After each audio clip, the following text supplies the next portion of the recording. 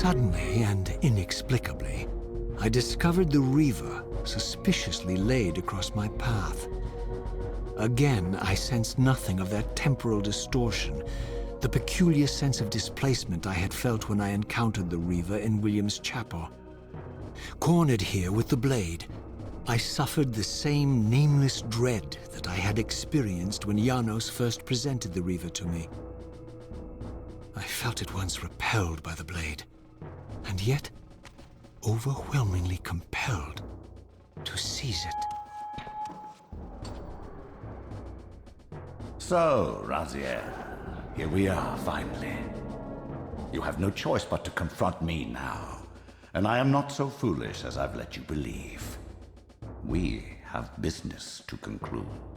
You knew I would lead the Sarafan to Janos, you vile bastard. You've been orchestrating my every move. My destiny is an amusement to you. It was fun while it lasted. I think not, Raziel. Malik, do not let this creature leave. He poses a danger to the Circle. Poor, deluded Raziel. Did you somehow imagine you had the guile to change history on me? I'm the Time Streamer. I knew your every intention before you did, you imbecile.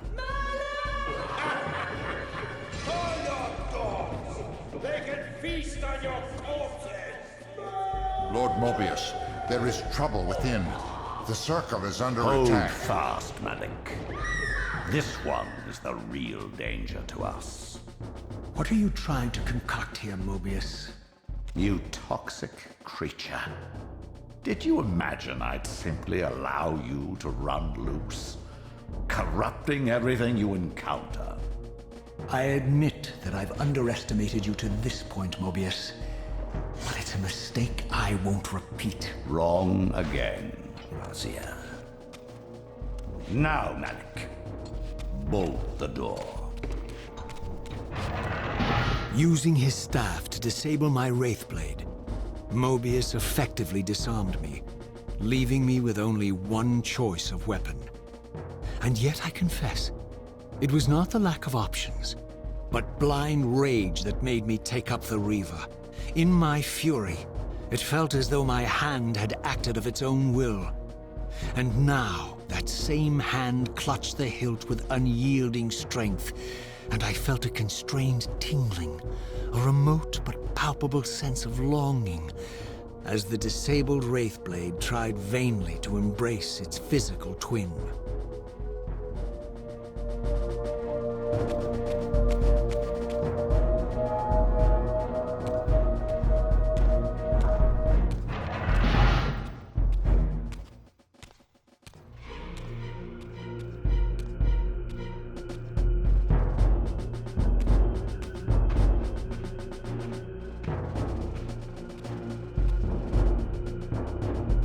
Come to take your revenge, demon?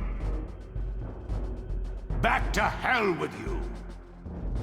I recognize these two as my former brethren, in life as Sarafan, and in unlife as Cain's vampire sons. Melchiah and Zephon, the weakest of Cain's brood. These bastards had no idea what future lay in store for them, how they would become the very thing they so despised. The Reaver hummed with ravenous anticipation. Janos had called it a vampiric blade, endowed with the power to drain its victims of their lifeblood. I was eager to see what the Reaver would do to these two. As Melchiah and Zephon fell before my blade, I felt the Reaver's bloodthirst as keenly as I ever had when I was still a vampire.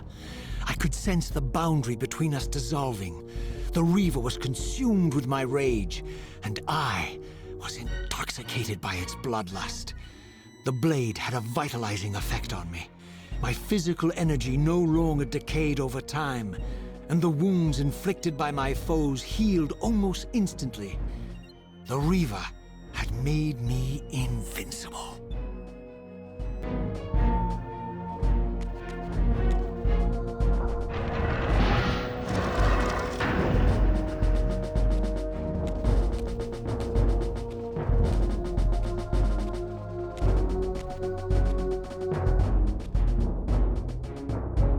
Have you come to reclaim the monster's black heart?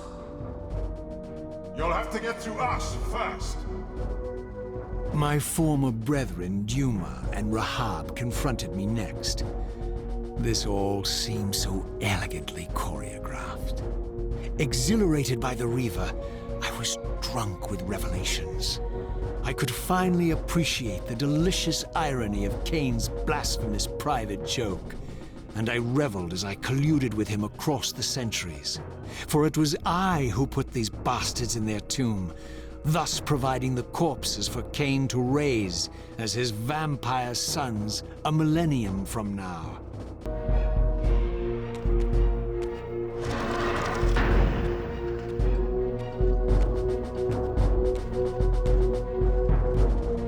Get back to the pit you crawled from, demon. And here at last was my brother Turel, who along with Duma would bear me into the abyss without questioning Cain's command. So dutiful and righteous, even as a vampire.